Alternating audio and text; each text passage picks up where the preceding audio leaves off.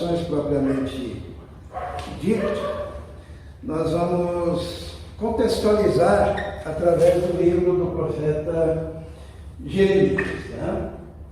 Então nós vamos falar sobre o maior lockdown que já houve na história e vamos tirar dele algumas coisas para a nossa vida, né? Nossa vida também. Em 586 a.C., houve um acontecimento histórico que foi a queda de Jerusalém. Jerusalém foi cercada por Nabucodonosor e ali aconteceu um grande lockdown, aconteceu um grande isolamento oriundo de uma guerra, né? E houveram desdobramentos desse isolamento que foi feito. Não é um isolamento como nós temos hoje por causa de uma pandemia, por causa de um vírus, mas traz para nós alguns ensinamentos para que nós possamos passar esse período da nossa história também. Lá em Jeremias 52:1 fala sobre isso. Vamos ler um pouquinho, né? Vamos ler alguns textos para nós contextualizarmos. Diz assim: Era Zedequias da idade de 21 anos quando começou a reinar, e reinou 11 anos em Jerusalém, e o nome da sua mãe era Amutal, filha de Jeremias de Libna. E fez o que era mal aos olhos do Senhor, conforme tudo o que fizera Jeoiaquim. Assim, por causa da ira do Senhor contra Jerusalém e Judá, ele os lançou de diante dele, e Zedequias se rebelou contra o rei da Babilônia. E aconteceu que no ano nono do seu reinado, no 10º mês, no 10º dia do mês, veio Nabucodonosor, rei de Babilônia, contra Jerusalém, ele e todo o seu exército, e se acamparam contra ela, e levantaram contra ela trincheiras ao redor. Assim esteve cercada a cidade até a 11º ano do rei Zedequias. No 4º mês, aos 9 dias do mês, quando já a fome prevalecia na cidade, e o povo da terra não tinha pão, então foi aberta uma brecha na cidade, e todos os homens de guerra fugiram, e saíram da cidade de noite pelo caminho da porta entre os dois muros, a qual estava perto do jardim do rei, porque os caldeus cercavam a cidade ao redor e foram pelo caminho. Esse acontecimento histórico de 586 a.C., quando Nabucodonosor lá com as suas tropas e cercam a cidade de Jerusalém, e ficam os exércitos em volta e o povo aprisionado lá dentro, sem poder sair. A agricultura era feita do outro lado do muro, então eles não podiam pegar mantimentos. E era uma época em que eles tinham água encanada, né? Vinham de fora pelos muros, a água que servia aquela cidade. Eles ficaram sem água, ficaram sem comida, ficaram numa situação tenebrosa, e as pessoas foram definhando, e as crianças chorando de fome, e as mulheres angustiadas, e os homens envergonhados e humilhados, sentavam pelas ruas da cidade, sem saber o que fazer. O sofrimento descrito neste momento era tremendo, tenebroso. E havia um homem ali, um profeta, que ele foi testemunha de tudo isso. Era o profeta Jeremias. O profeta Jeremias, ele acompanhou tudo isso, porque ele tentou fazer com que a ira do Senhor se desviasse da cidade. Ele pregava constantemente. Só que tinha os falsos profetas que falavam o contrário do que Jeremias falava. E quando a profecia de Jeremias está para se cumprir, Jeremias tem a oportunidade em vida de contemplar todos esses acontecimentos. E é Jeremias quem escreve, então, alguns poemas que retratam a situação daquela cidade. E ele começa dizendo, agora no livro de Lamentações, ele diz assim: como está sentada, solitária, aquela cidade, antes tão populosa, tornou-se como viúva, a que era grande entre as nações, a que era princesa entre as províncias, tornou-se tributária. Quando ele olha aquele povo nas ruas, quando ele olha aquele sofrimento, quando ele olha aquelas crianças raquíticas, devido àquele isolamento que houve, devido àquele lockdown obrigatório, aonde os exércitos estavam cercando a cidade, não permitindo que o povo trabalhasse, não permitindo que o povo tivesse liberdade de ir e vir, não permitindo as relações interpessoais dentro da cidade, ele declara assim, já no versículo 2: chora amargamente de noite, e as suas lágrimas lhe correm pelas faces.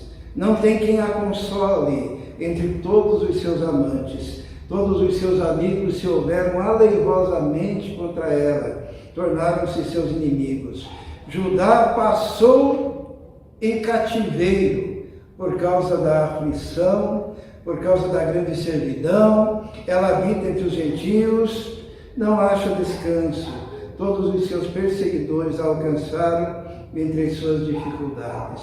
É que eles ficaram cercados por algum tempo, até que quando eles estavam totalmente sem forças, sem esperança, os exércitos então entram na cidade e carregam para o cativeiro babilônico aquele povo que outrora era conhecido como povo de Deus. O profeta então ele passa a descrever no livro de Lamentações os efeitos interiores daquele lockdown. Ele diz assim, todo o seu povo anda suspirando, buscando pão. Deram as suas coisas mais preciosas a troco de mantimento para restaurarem a alma. Vê, Senhor, e contempla que sou desprezível. Era um povo faminto, porque não podia trabalhar. Era um povo angustiado, porque tinha perdido a esperança. E as metáforas que são ali usadas para falar como ficou o coração daquele povo, são estas: cobriu de nuvens, é como se uma nuvem negra tivesse coberto aquele povo e o coração daquele povo. É como se o povo tivesse sido derrubado do céu até a terra, se sentindo diminuídos e esquecidos no lugar mais baixo. Diz assim o texto: como cobriu o Senhor de nuvens na sua ira a filha de Sião, derrubou do céu à terra a glória de Israel, e não se lembrou do escabelo dos seus pés no dia da sua ira. Hoje em dia nós vemos, muito embora exista uma distância nesses acontecimentos, porque lá era por motivo de guerra, mas nós também temos visto tantas pessoas debaixo de um lockdown, que também sentem como se uma nuvem tivesse coberto as suas vidas, e como se elas tivessem sido derrubadas do céu à terra, por perderem o seu trabalho, por perderem o seu negócio, por perderem a capacidade de sustento dos seus filhos. Tudo isso foi experimentado dessa forma. E é um sentimento de que estão lá no chão. No Brasil, atualmente, nós temos milhões de pessoas descambando para uma situação de fome, que, de uma forma um tanto, como é que eu poderia dizer, esquisita, as pessoas, os estudiosos, chamam de risco, como é que eles falam? Risco alimentício. Mas na verdade é fome mesmo que estão passando. Os prejuízos desse lockdown foram o seguinte: devorou o Senhor todas as moradas de Jacó e não se apiedou, derrubou ao redor as suas fortalezas, ou as fortalezas da filha de Judá, abateu-as até a terra, profanou o reino e seus príncipes. No furor da sua ira cortou toda a força de Israel, retirou para trás a sua destra de diante do inimigo e ardeu contra Jacó como labareda de fogo que consome ao redor. Armou o seu arco como inimigo, firmou a sua destra como adversário, matou tudo que era formoso à vista, derramou a sua indignação como fogo na tenda da filha de Sião. Tornou-se o Senhor como inimigo, devorou a Israel, devorou a todos os seus palácios, destruiu as suas fortalezas, multiplicou na filha de Judá a lamentação e a tristeza. Aqui o escritor, ele considera a soberania de Deus, e Deus, na sua permissão e por causa do pecado do povo, permitiu que essas coisas acontecessem, e esse povo foi achatado e humilhado até as últimas consequências, e num dado momento foi levado em cativeiro para a Babilônia. Mas será que era porque Deus não amava esse povo? A verdade, a Bíblia diz, depois nós vamos ver isso, que o amor de Deus continuava o mesmo, mas o povo havia se distanciado de Deus. O povo tinha afrontado o Senhor. E quando Deus permitiu isso, quem conhece a história, porque eles ficaram no cativeiro por 70 anos, quando eles voltam do cativeiro, eles já estão livres de uma coisa que era um veneno no meio desse povo, que era a idolatria.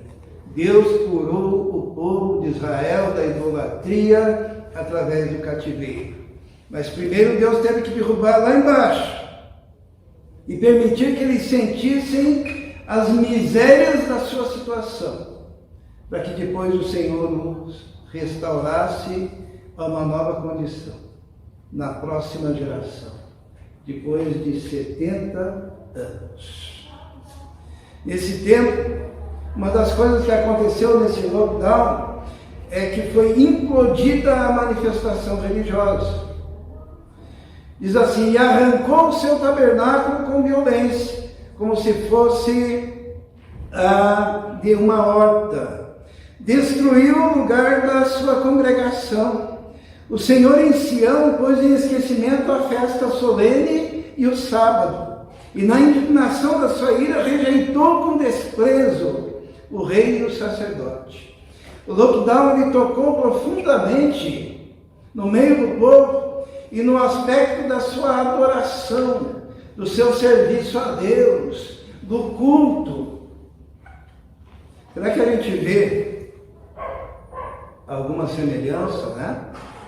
O nosso pequeno lockdown perto desse que nós estamos descrevendo e que está na Bíblia, também tem mexido com a adoração, também tem mexido com o culto, também tem mexido com o fechamento das igrejas, também tem mexido com a prisão de pastores.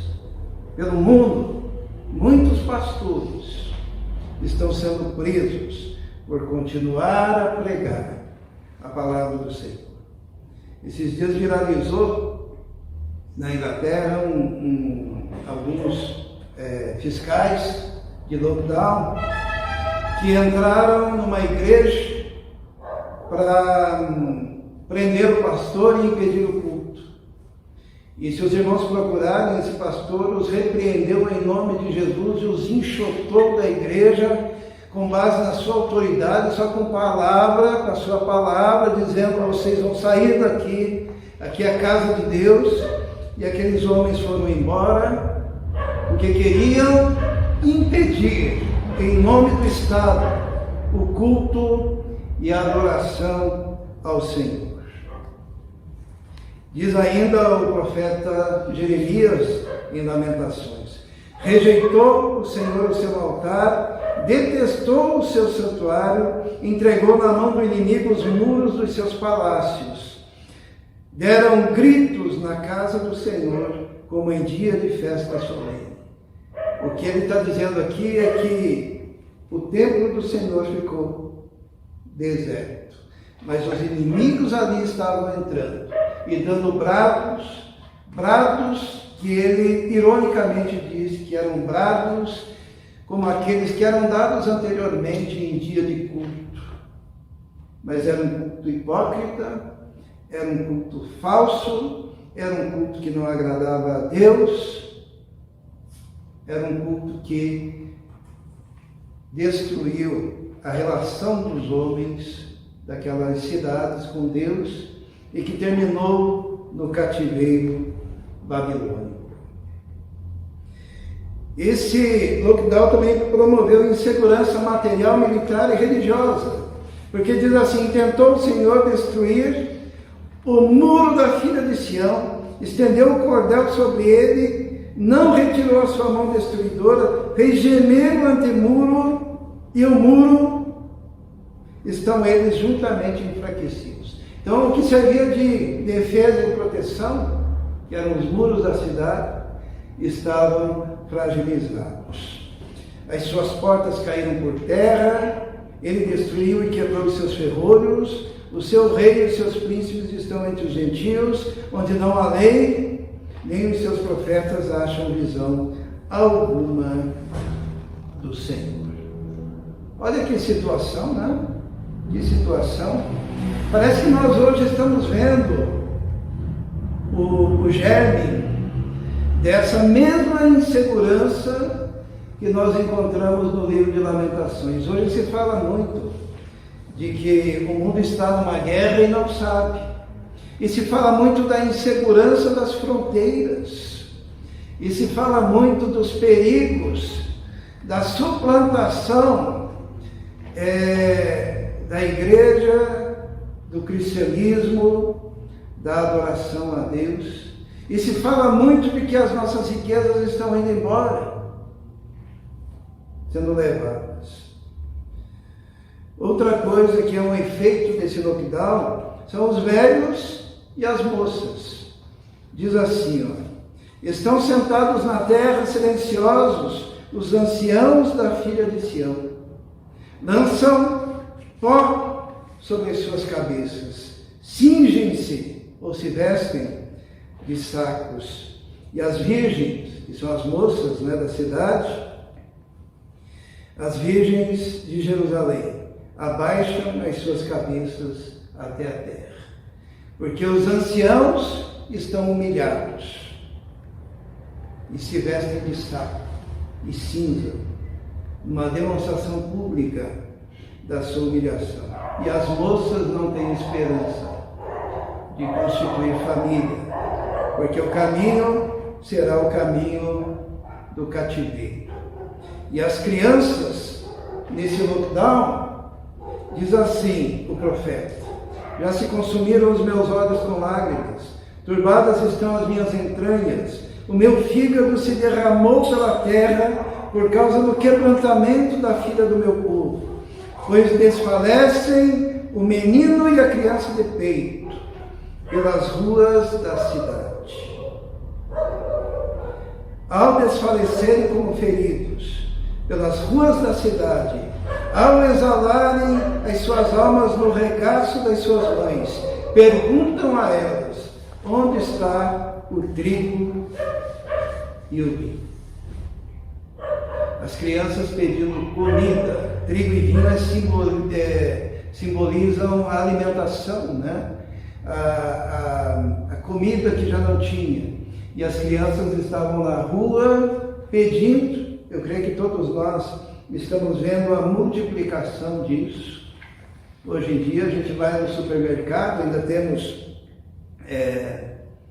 o privilégio de irmos e comprarmos o nosso mantimento, mesmo com toda a carestia. mas em cada canto encontramos lá uma mãe com o seu filho no colo, ou com crianças, ou pedindo, pelo amor de Deus, me dê 1 quilo disso, 1 quilo daquilo. Lógico que está bem longe do que aconteceu em Jerusalém. Mas um dos grandes medos que nós temos no Brasil atualmente é que, com o aumento do desemprego, com a ostensiva ação dos governadores em fechar tudo e quebrar os negócios da população, se chega a uma convulsão social, como tem acontecido em alguns países aqui em volta, de pessoas invadirem mercados, invadirem mercearias, porque precisam alimentar os seus filhos e precisam também se alimentar.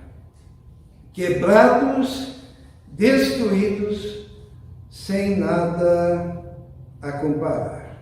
De tal forma que o profeta Jeremias ele diz assim: que testemunho te trarei? A quem te compararei, ó filha de Jerusalém? A quem te assemelharei para te consolar, ó Virgem filha de Sião? Porque grande como o mar é a tua quebradura. Quem te sarará? Eles estavam quebrados, eles estavam moídos financeiramente, fisicamente, devido à fome e às enfermidades decorrentes daquele cerco, e estavam também debilitados emocionalmente e mentalmente em decorrência dessa opressão. E a gente fica pensando a causa disso. A causa primária são os pecados do povo. Nós vamos ver logo em seguida que Israel pecou, Judá pecou e não quiseram obedecer ao Senhor. Mas um dos grandes motivos está aqui. Os teus profetas viram para ti vaidade e loucura e não manifestaram a tua maldade para impedirem o teu cativeiro, mas viram para ti cargas vãs e motivos de expulsão. Na verdade, o profeta Jeremias, que sempre remou contra a maré, porque o profeta falava do pecado, o profeta Jeremias falava de arrependimento, o profeta Jeremias falava para o povo mudar, o profeta Jeremias falava de conversão. Só que todos os demais profetas tinham visões de vaidade e loucura. Sabe o que é a vaidade e loucura? É quando ensina coisas vãs, quando falavam, não, nada vai acontecer com vocês são filhos de Deus, vocês são homens e mulheres de Deus, vocês são o povo escolhido, não vai acontecer nada, esse cara é doido, esse cara é louco, esse cara é maluco.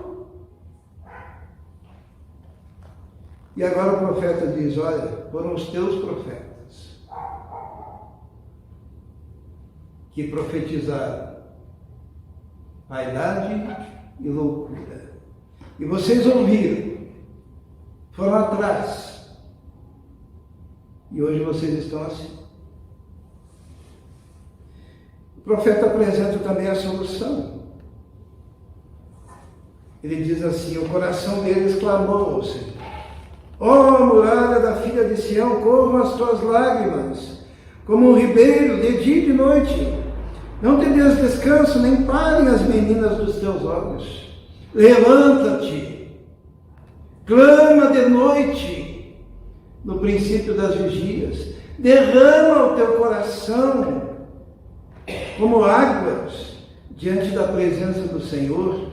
Levanta a Ele as tuas mãos, pela vida dos teus filhinhos, que desfalecem de fome à entrada de todas as ruas. Aqui é um chamado ao arrependimento, aqui é um chamado para chorar, é um chamado para derramar os olhos com lágrimas diante do Senhor. conversar com o Senhor, dizer: vê, Senhor, considera quem fizestes assim, porque na loucura de uma fome, na loucura de um lockdown, na loucura de uma doença que não era só do corpo, que não era só da alma, mas que era da mente, havia até em alguns a intenção de se alimentar dos seus próprios filhos. Diz assim: hão de as mulheres, hão de comer as mulheres o fruto de si mesmas, as crianças que trazem nos braços? Ou matar-se-á no santuário do Senhor o sacerdote e o profeta? Isso é um indício de convulsão social decorrente daquele absurdo lockdown, resultado de uma guerra naquele tempo. Jazem por terra, pelas ruas, o moço e o velho, as minhas virgens e os meus jovens vieram a cair à espada. Tu os matastes no dia da tua ira, matastes e não te apiedastes. Nós encontramos aqui uma situação de terrível angústia. Tudo foi tocado. Sabe que isso que aconteceu aqui em Jerusalém não foi de repente. Se nós lermos o livro do profeta Jeremias, houve um crescente até chegar nesse ponto.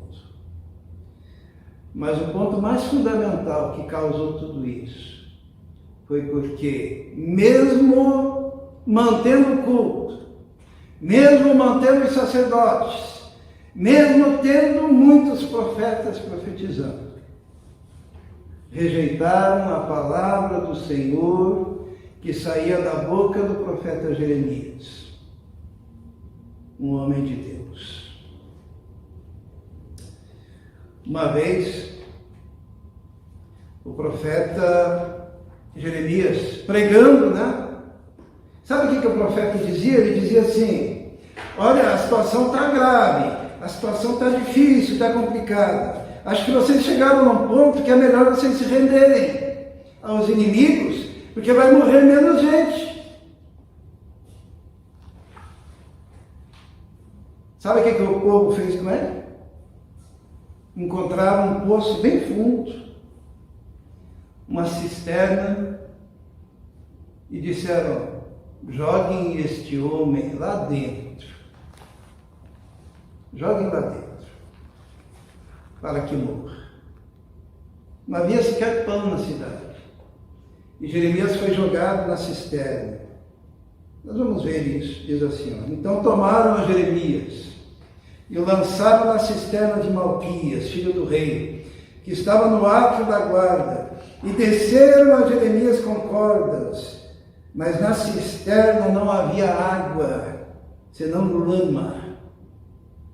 E atolou-se Jeremias na lama, porque ele amava o povo, porque ele falava a verdade, porque ele alertava, porque ele falava em nome do Senhor. Jeremias ele não ficou na cisterna, né? Jeremias ele foi arrancado daquela cisterna. Quando o rei soube que ele estava lá, falou assim: ó, pegue 30 homens, imagine que precisou de 30 homens para conseguir ter uma estratégia para arrancar o Jeremias de dentro daquele poço, daquela cisterna. Se a gente imaginar as cisternas daquela época, era um buraco pequeno e profundo, muito profundo. Difícil de tirar.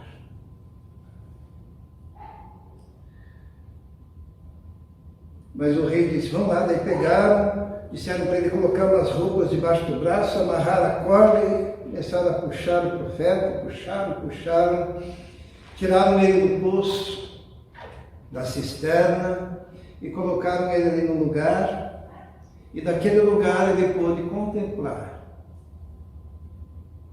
com tristeza, o cumprimento daquilo que ele tinha falado, da sua profecia. E ele dá o testemunho disso dizendo assim: eu sou aquele homem que viu a aflição da vara do seu frouxo. Ele me guiou e me fez andar em trevas e não luz. Deveras fez virar e revirar a sua mão contra mim o dia todo. Fez envelhecer a minha carne e a minha pele e quebrou os meus ossos. Os irmãos conseguem imaginar que esse sentimento ele teve lá no fundo do poço? Vocês conseguem imaginar um profeta que pregou a vida toda a palavra de Deus e que naquele momento ele se sentia na escuridão, aprisionado, abandonado por Deus, atolado na lama? Ele diz assim: ele ficou contra mim e me cercou de ferro e trabalho, assentou-me em lugares tenebrosos como os que estavam mortos há muito, cercou-me de um muro, de uma sede, e não posso sair, agravou os meus grilhões. Eu fico imaginando se fôssemos nós, hein? Depois de fazermos tudo certo, com santidade, com amor, com fidelidade, daí somos jogados dentro de um poço desse. E lá no fundo, atolado, ele ainda tinha esse sentimento no coração. Ainda como clamo e grito, ele exclui a minha oração. Deus me permitiu estar aqui embaixo, na lama, no escuro, num tubo, aonde me falta o ar.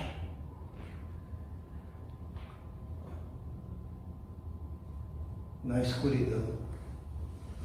Ele ainda diz assim: fechou os meus caminhos com pedras, fez tortuosas as minhas veredas, fez-se-me como urso de emboscada. É como se Deus estivesse contra ele. Naquele momento ele sentia isso no coração. Um leão em esconderijos, desviou os meus caminhos, fez-me em pedaços, deixou-me assolado, armou o seu arco e me pôs como alvo a flecha. Um Deus que não erra, te colocando como alvo. Fez entrar nos meus rins. Quando fala em rins, fala das emoções, sabe?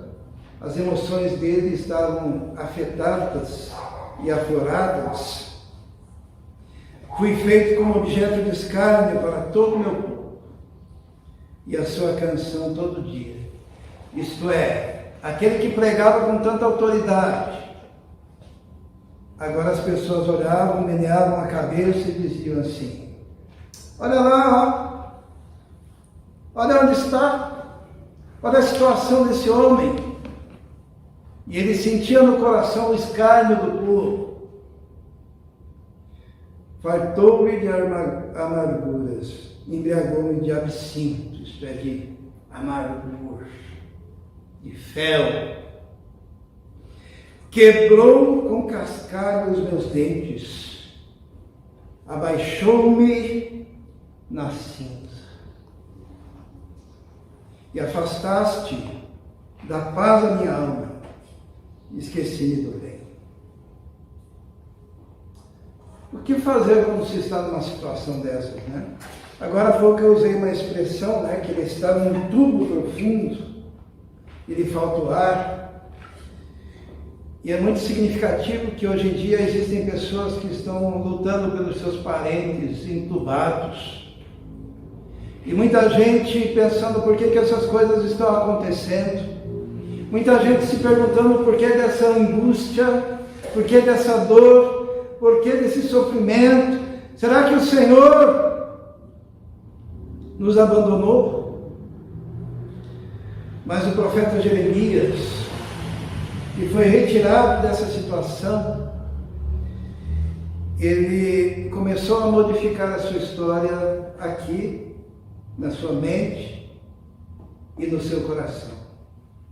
Porque ele disse assim: então, disse eu, já pereceu a minha força, como também a minha esperança no Senhor. Lembra-te de minha aflição e do meu pranto, do absinto e do fel. Minha alma certamente disso se lembra e se abate dentro de mim. Disso me recordarei na minha mente, por isso esperarei. Isto é, a mente dele se fixou naquele sofrimento, só que daí ele deu uma guinada. O que ele fez? Ele lembrou: as misericórdias do Senhor são a causa de não sermos consumidos, porque as suas misericórdias não têm fim. Ele começou a lembrar quem era o seu Deus.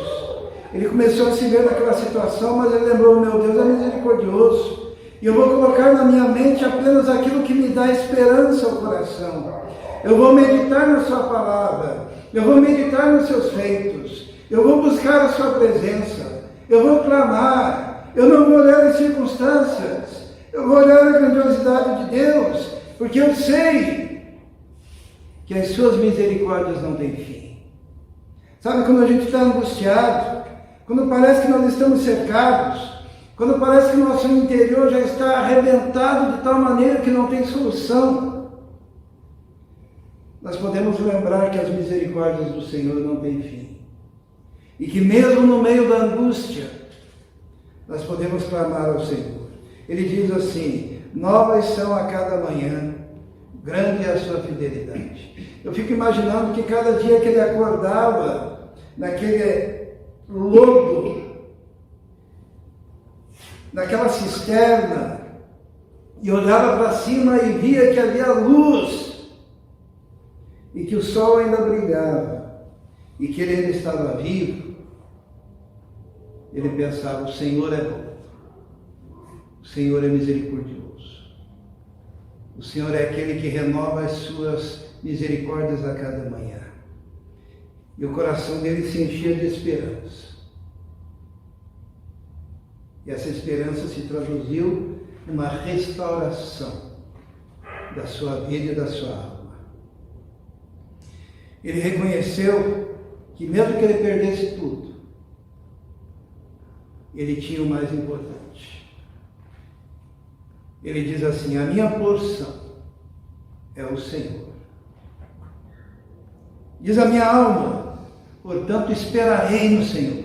Sabe, é ter esperança no Senhor. A única forma de nós construirmos qualquer coisa nessa vida é se o nosso coração tiver esperança. No exato momento em que você perde a esperança, você para de agir, você para de fazer, você para de sonhar, você para de buscar, você para de orar, você para de clamar, você para de ler a Bíblia. Mas se você reconhece que o Senhor é a sua porção mais importante, que o Senhor, na verdade, é a única coisa que você tem e que perdura para a eternidade, é o Senhor em você, a sua esperança renasce. E você lembra que as misericórdias do Senhor se renovam a cada manhã. Esperarei no Senhor. Ele lembra mais uma coisa: bom é o Senhor para os que esperam por Ele, para a alma que o busca. Ele lembrou-se que o Senhor é bom. É muito difícil a gente lembrar que o Senhor é bom. É um dos atributos do nosso Deus na hora das dificuldades, né? E aqui nós encontramos o extremo da dificuldade.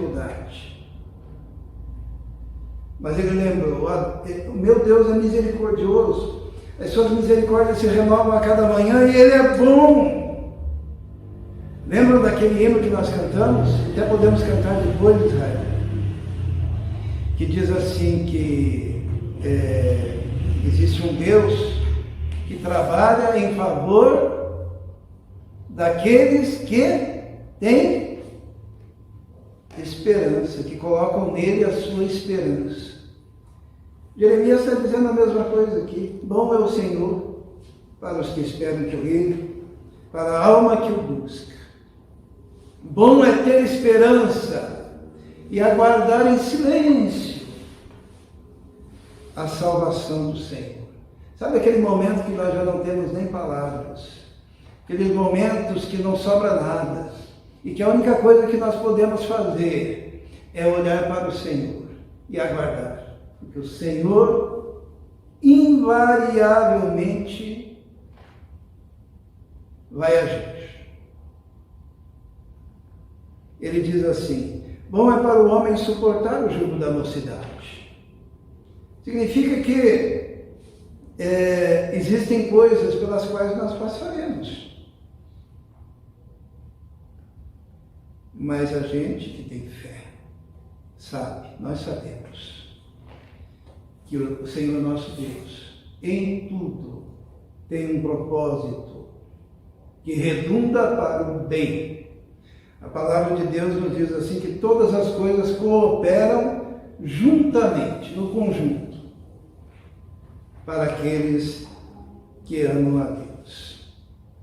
E ele diz assim: assente-se solitário e fique em silêncio, porquanto Deus o pôs sobre ele. Mas se eu perder tudo, o Senhor ainda é minha porção. Se eu perder tudo, as misericórdias do Senhor ainda continuam. Se eu perder tudo, eu ainda sei que o Senhor é bom. E Ele nos dá aqui o caminho para mudar qualquer situação. No versículo 29 ele diz assim: ponha a sua boca no pó. Talvez ainda haja esperança. Põe a sua boca no pó. Às vezes o Senhor está permitindo situações para fazer com que nós sejamos obrigados a colocar a nossa boca no pó. Jeremias foi lá para o fundo do poço. Foi lá para a lama. Sem água e sem pão. Literalmente prostrado. E na sua prostração, ele clamou ao Senhor. Põe a sua boca no pó. Dê a sua face ao que fere. Parte-se de afronta. Querem me bater? Batam. As circunstâncias querem me destruir? Que venham as circunstâncias. Porque uma coisa eu tenho certeza. Pois o Senhor não rejeitará para sempre. Pois ainda que entristeça alguém, usará de compaixão, segundo a grandeza das suas misericórdias. Porque não aflige nem entristece de bom grado aos filhos do homem. Quando Deus age, Ele não tem prazer nesse sofrimento que Ele permite. Mas tudo Ele faz debaixo da sua justiça. O profeta ele diz assim: pisar debaixo dos pés todos os presos da terra, perverter o direito do homem perante a face do Altíssimo, subverter ao homem o seu pleito, não haveria o Senhor? Isto é, você age errado, você faz errado, você peca, o teu coração não está reto. Será que Deus não está vendo? Ele diz: Deus está vendo. E aqui ele coloca a teologia no seu devido lugar, né? Porque existe uma teologia, e hoje em dia, principalmente a gente tem visto, e provavelmente na época do profeta, que é a teologia que é uma visão dualista de Deus. O que é uma visão dualista? Que existem duas forças poderosas, iguais em capacidade, que se contrapõem. E daí, quando uma coisa dá errado, a gente diz: foi o diabo. E quando alguma coisa dá certo, ele diz: foi Deus. Como se houvesse uma guerra de deuses. O profeta não enxergava o sofrimento como se fosse uma coisa do diabo. Mas ele diz assim: quem é aquele que diz? E assim acontece. Quando o Senhor não mande, mesmo quando o inimigo vem contra nós, ele precisa do quê? De uma permissão. E Deus permite, em alguns momentos. Temos o caso de Jó. Jó, o diabo pediu permissão. E Deus lhe deu permissão e ele falou os limites. Ó, só não o toque em tal coisa. Só não o toque nessas coisas. Porque o Senhor é soberano sobre todas as coisas. E o profeta diz: porventura, da boca do Altíssimo não sai tanto o mal como o bem? Isto é, quando a gente está sofrendo, o Senhor permitiu. Quando nós somos abençoados, o Senhor permitiu. Em tudo, devemos ter um coração agradecido diante de Deus. Porque Deus é Senhor. De que se queixa, pois, o homem vivente? Queixe-se cada um dos seus pecados. E por fim, ele chama ao arrependimento. Ele diz assim: esquadrinhemos o nosso caminho. O que é esquadrinhar? Sabe quando faz desenho, faz um monte de quadradinho assim para a gente ir montando os desenhos? Esquadrinhar, ver cada pedacinho, cada detalhe dos nossos caminhos. Provemos. Voltemos ao Senhor, ele continua pregando. Volte-se ao Senhor. Levantemos os nossos corações com as mãos. Significa rendição total para Deus nos céus. Reconhecendo, nós transgredimos, fomos rebeldes. Por isso que o Senhor não perdoou, por isso que veio tudo isso. Cobriste-te de ira e nos perseguiste, mataste, não perdoaste. Cobriste-te de nuvens, para que não passe a nossa oração, mas o que está impedindo são os nossos pecados. Como escolha e refúgio, nos puseste no meio dos povos. Todos os nossos inimigos abriram contra nós a sua boca. Temor e laço vieram sobre nós, assolação e destruição. Torrentes de água derramaram os meus olhos, por causa da destruição da filha do seu povo, da filha do meu povo. Os meus olhos choram e não cessam, porque não há descanso. Até que o Senhor atente e veja desde os céus. Os meus olhos entristecem a minha alma, por causa de todas as filhas da minha cidade. Como ave me cercam os que sem causa são meus inimigos. E ele encerra dizendo: olha, um dia cortaram-me a vida na masmorra, lançaram pedras sobre mim. Águas correram sobre a minha cabeça. E eu disse: estou cortado. Invoquei o teu nome. Sim, desde a mais profunda masmorra, ouviste a minha voz. Não esconda os teus ouvidos ao meu clamor, ao meu suspiro. Tu te aproximaste no dia em que te invoquei e disseste: não temas.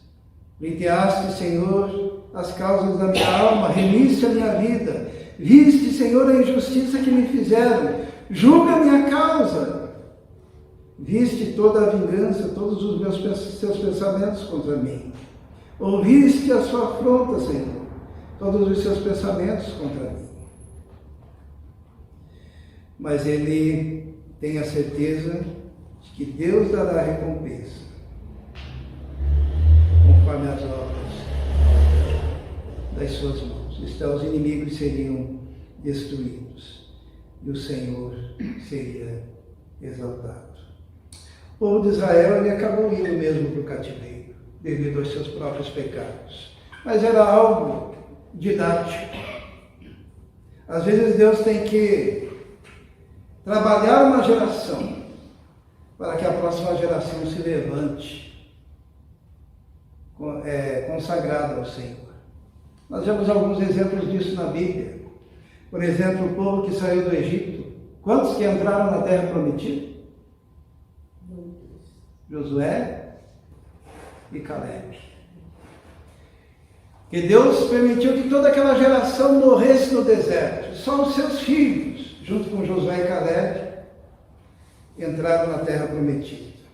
E aqui nós encontramos toda uma geração que foi levada ao cativeiro. E depois de 70 anos, voltaram para reconstruir a terra do Senhor, o povo de Deus, o templo do Senhor, que havia sido destruído nessa situação. O que nós podemos dizer hoje, irmãos, é que esse lockdown que nós vivemos hoje em dia é bem pequeno em relação a esse que nós acabamos de ver aqui, né? Muito embora haja a possibilidade de crescer, mas este já é um exemplo muito claro do que pode acontecer quando os ímpios dominam sobre os justos. Isso significa que a igreja tem um papel fundamental nesse momento. Nós somos a resistência. Nós temos que falar a palavra de Deus em todo o tempo, em toda a oportunidade, rejeitar toda a ação contra a igreja do Senhor, seja aqui, seja em qualquer igreja, em qualquer culto. A igreja do Senhor também tem que reconhecer que se há, nesse momento, uma ação que está envolvendo o planeta todo, tem um Deus que é soberano e que permitiu. E não importa se esse vírus foi manipulado em laboratório, se ele é resultado da natureza, não importa. Deus permitiu. E nessa permissão ele tinha uma intenção. E tem uma intenção. Trabalhar com o meu coração. Trabalhar com o teu coração. Fazer de você alguém melhor na presença dele.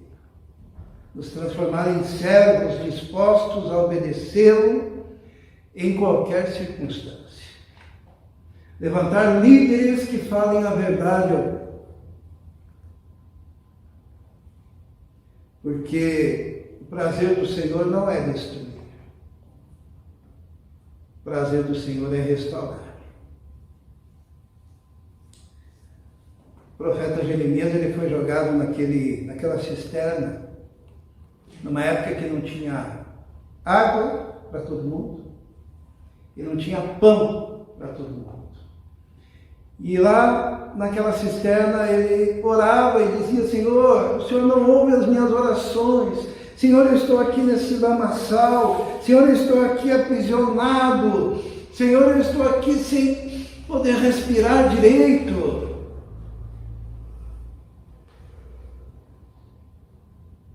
Mas ele foi retirado dali e foi guardado pelo rei num lugar onde ele tinha água e pão, onde ele podia fazer todas as suas refeições. Porque Deus olhou para ele e disse: vem cá, meu filho, você achava que estava preso, mas eu estava te protegendo. Você achava que estava acabado, mas eu estava te restaurando. Você achava que ia morrer de fome, mas eu estava preparando pão para você. Você achava que ia morrer de sede, mas esse lugar que você ficou, eu te guardei ali. Te guardei dos seus inimigos. Te guardei da morte. Aquilo que parecia morte para você, era o Senhor concedendo vida e concedendo vitória frente aos inimigos. No final do livro de Jeremias, é muito interessante, que Jeremias, o povo foi levado em cativeiro, e estava ele com alguns pobres da terra lá que não foram levados, e ele olhava para um lado muitas terras. Ele olhava para o outro lado, muitas terras. Ele olhava para o outro lado, muitas outras terras e propriedades. E foi-lhe dada a oportunidade de ficar ali e de usufruir de tudo aquilo. Qual foi a escolha do profeta, os irmãos sabem? Foi junto com o povo. Porque ele era homem de Deus. Que ele amava aquele povo. Que ele sabia que a palavra do Senhor precisava ser, ainda naquela situação, proclamada. No lugar onde houvesse mais sofrimento. No lugar onde houvesse mais dor. No lugar onde a angústia fosse maior. A palavra tinha que ser transmitida. E assim agiu o profeta Jeremias. Feche seus olhos. Não sei, talvez você seja uma pessoa que está sofrendo muito, e talvez até o seu sofrimento seja decorrente dessa pandemia, desse lockdown. Talvez você tenha perdido o seu emprego, talvez os seus familiares estejam passando até fome, necessidades. Mas nós aprendemos aqui que existe um Deus que mesmo na adversidade, Ele nos ama e renova as suas misericórdias, e Ele é capaz de pegar essa adversidade e transformar num momento de vitória e de fortalecimento da alma. E o caminho disso: coloque no teu coração aquilo que produz esperança. Não olhe as circunstâncias, olhe o Senhor. E lembre-se que as misericórdias do Senhor duram para sempre e se renovam a cada manhã. Assim como Deus fez com o profeta, Ele vai levantar você também do seu cativeiro. Vamos orar. Senhor, muito obrigado pela Tua palavra, muito obrigado porque nós podemos olhar as Escrituras e encontrarmos nas Escrituras respostas. Obrigado porque o Senhor é aquele que permite dias maus para que a gente possa ser restaurado e transformado e modificado e preparados para vivermos com o Senhor. Obrigado porque o Senhor também nos concede dias felizes e bons, porque o Senhor tem prazer em nos abençoar. Por isso colocamos a nossa vida, o nosso coração, e colocamos a vida daquele que sofre diante do Teu altar e diante da Tua presença. E pedimos restauração.